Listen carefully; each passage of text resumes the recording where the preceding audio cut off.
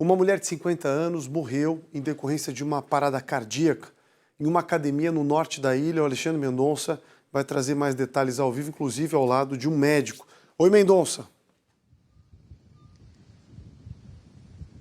Pois é, Polito, infelizmente, né, esse caso aconteceu ontem à noite, por volta de 7h50 da noite, é que o Corpo de Bombeiros foi chamado até essa academia no norte da ilha, né, porque a vítima, Elizabeth Pinheiro, de 50 anos de idade, estava se exercitando quando sofreu esse infarto. Houve ali uma parada cardiorrespiratória, de acordo com o Corpo de Bombeiros. Eles tiveram a função ali de manter aquela vítima ali ainda até a chegada de um suporte avançado do SAMU, só que infelizmente, mesmo com todo o trabalho, né, de reanimação, massagem cardíaca, os médicos não conseguiram então reverter o quadro e a mulher acabou morrendo ali no local. Claro que nós não sabemos exatamente como era essa paciente, o que essa mulher tinha antes, né? Mas claro que a gente vai repercutir aqui com o doutor Thales Carvalho, cardiologista, sobre esse número grande de pessoas, até, doutor, com menos, às vezes, de 50 anos, menos de 60 anos, tendo também infarto agudo do miocárdio, né, que se fala muito. No caso de uma pessoa entre 40 e 55 anos, está se exercitando numa academia e, de repente, sofre esse infarto, significa que já tinha problemas pré-existentes, é isso? Provavelmente. Antes é bom a gente deixar bem claro que o exercício é uma bênção. O exercício serve para prevenção primária, evitar que problemas surjam, e é um recurso obrigatório no tratamento de quem tem uma doença cardiovascular, uma coronária obstruída, insuficiência cardíaca, ou seja, diabetes. Então o exercício, a princípio, é do bem, mas tem dose que é adequada, que é ótima. Então o excesso de exercício, depois a gente pode conversar melhor sobre o que significa isso, pode ser um gatilho para a morte súbita. Seja como causa de uma arritmia, seja por de uma placa de aterosclerose pré-existente, culminando com infarto. E, mais uma vez, você comentou sobre isso, nós não estamos falando do caso de ontem, nós estamos falando em tese.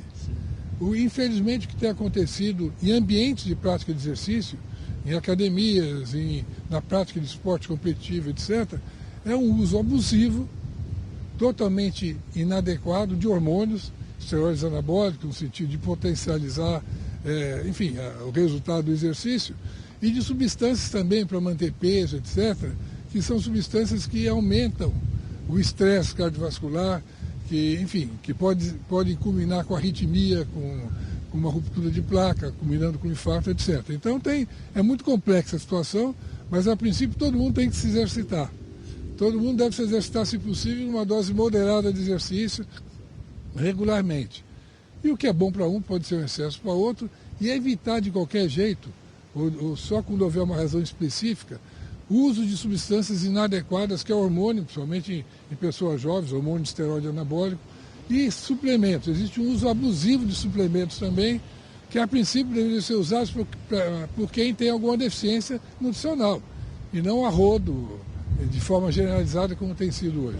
Então, uma pessoa que já tem uma doença pré-existente, uma doença cardiovascular, que hoje em dia é muito comum no Brasil também, né? Até em Santa Catarina, só para vocês terem uma ideia, de janeiro até agora no mês de setembro, foram 1.080 casos de infarto, só aqui em Santa Catarina com pessoas mais novas. Globalmente, a doença cardiovascular é a principal causa de morte no mundo. Então, é um problema realmente. E, mais uma vez, o exercício é um recurso obrigatório no tratamento dos males do coração, os mais comuns, como a doença coronariana, a insuficiência cardíaca, por exemplo. Agora, uma pessoa que tenha, né, já um problema desse pré-existente, ela precisa realmente ter esse acompanhamento antes de fazer um exercício físico numa academia? Se tem uma doença conhecida, sem dúvida, é importante que ela seja acompanhada pelo seu cardiologista, pelo seu endocrinologista, esteja estabilizada clinicamente e que faça, sempre que possível, os testes de avaliação física que vão possibilitar, de uma maneira objetiva, determinar qual é a dose adequada para aquele sujeito de exercício.